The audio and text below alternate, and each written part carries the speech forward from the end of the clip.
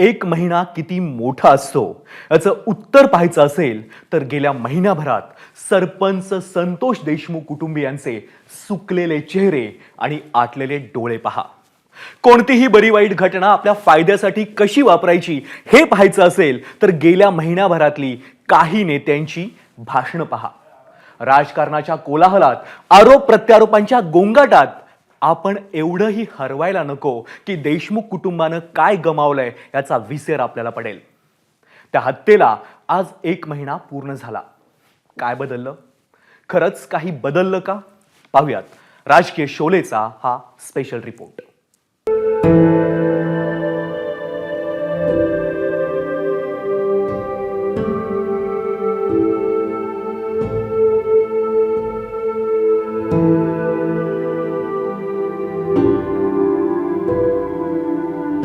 ज्या घटनेनं महाराष्ट्राचं सामाजिक आणि राजकीय वातावरण ढवळून निघालंय त्या संतोष देशमुख यांच्या हत्येला 1 महिना पूर्ण झालाय.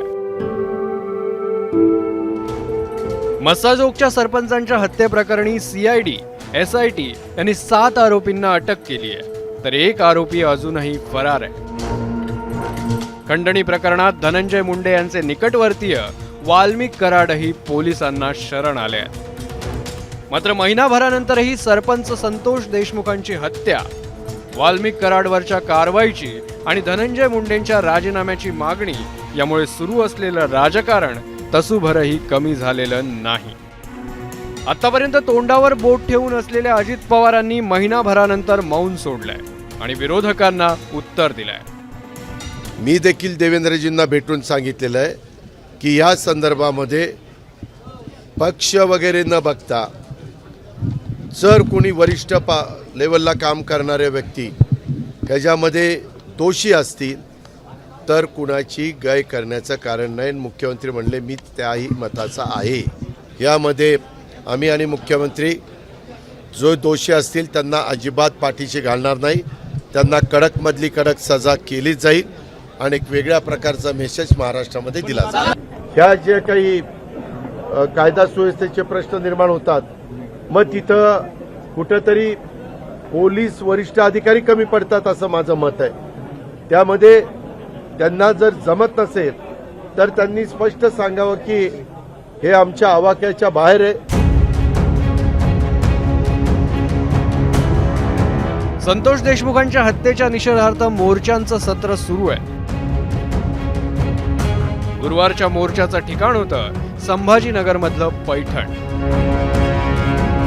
मोर्चाची ठिकाणं बदलत असली तरी विरोधकांच्या निशाण्यावरची नावं तीच आहेत. जे आका आणि त्यांचे आका आहेत यांचे वेगवेगळे उद्योग आहेत. इराणी समाजाचे काही लोक आहेत हे या दोघांच्या जीवावर गांजा, चरस, देशी विदेशी रिव्हॉल्वर विक्री करतात आणि ह्या इराणी लोकांकडून हिस्सा घेण्यासाठी स्पेशल पोलिसांची नियुक्ती आका करीत होते. म्हणजे जे कशाचं पिस्तूल विकायचे त्याच्यातलं कमिशन सुद्धा आकाकडे पोहोचलं पाहिजे अशा प्रकारची एक सिस्टीम होती. या धनंजय मुंडेंना जे षडयंत्र सुरू केले, रास्ता रोको करा, मोर्चे काढा, आंदोलन करा, हे धनंजय मुंडेचं काम आहे, दुसरं कोणाचं नाही. धनंजय मुंडे तुमच्या लक्षात येत नाही. तुम्ही जास्त खोलात चाललाय. तुमच्या लाभार्थ्या गुंड टोळीला तुम्ही राज्यात आंदोलन करायला लावता आणि आरोपीला साथ देता. ही चाललेली दिशा धनंजय मुंडेची चांगली नाही. सुप्रिया सुळेंनी थेट ईडीच्या नोटिशीवर बोट ठेवत वाल्मिक कराडवर PMLA कायद्यानुसार कारवाईची मागणी केली आहे. आता PMLAची अनेक उदाहरणं महाराष्ट्रात झालेली आहेत आणि हा एक्स्टॉर्शन त्याच्यात येतं आणि आज वाल्मिक कराड हे एक्स्टॉर्शन मध्ये आज आहे. त्याच्यामुळे माझा एकच सोपा सरळ प्रश्न सरकारला आहे, महाराष्ट्र आणि केंद्र सरकारला, की वाल्मिक कराड जर एक्स्टॉर्शन अंडर त्यांची अरेस्ट झालेली आहे तर ED आणि PMLA हे का लावले गेले नाहीत? Very simple it is. Beed जिल्ह्यातील पाटोद्यात मुंडे समर्थकांनी सुरेश धस यांचा निषेध केला. पोलीस ठाण्याबाहेर ठिय्या करत असताना आष्टी, पाटोदा आणि शिरूर नगरपंचायतीच्या चौकशीची मागणीही केली. त्याला धसांच्या कार्यकर्त्यांनी ठिय्या करत उत्तर दिलं. तिकडे लक्ष्मण हाके परभणीत पोहोचले.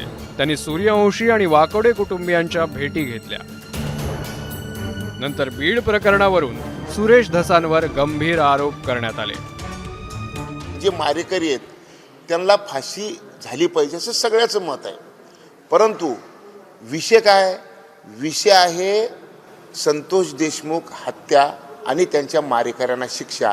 हा विषय इथंच मर्यादित न राहता एक दुसऱ्याचे जे नवीन जुने हिशोब चुकतं करण्याचे जे कार्यक्रम सुरू झालेले आहे ते काही लोकाला आवडत नाही आणि त्याच्यामुळे खऱ्या अर्थाने त्याच्यामध्येही मिसळायला नको होतं. एकीकडे राजकारण आणि आरोप प्रत्यारोप सुरू असताना तिकडे संतोष देशमुख कुटुंबियांच्या डोळ्यात मात्र अश्रूंचा पूर कायम आहे.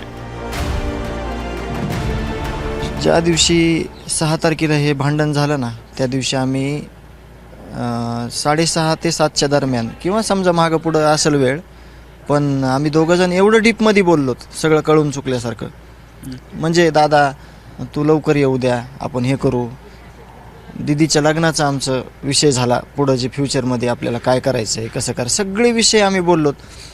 आणि काळाचा एवढा घाला घातला ह्या काळाने. आम्ही खूप साध्या पद्धतीनं आयुष्य जगत होतो. आता त्याच्या विना कसं जगावं खूप मोठा पडलेला प्रश्न आहे म्हणजे. आता राज्यात सुरू असलेलं जातकारण, राजकारण हे पाहिलं तर त्याचा देशमुख कुटुंबियांना न्याय मिळवून देण्याशी कितपत संबंध आहे असा प्रश्न पडू शकतो. मात्र आरोप प्रत्यारोपांच्या गोंगाटात मूळ विषयाकडे दुर्लक्ष होणार नाही हीच अपेक्षा. ब्युरो रिपोर्ट, ABP माझा. ABP माझा, उघडा डोळे बघा नीट.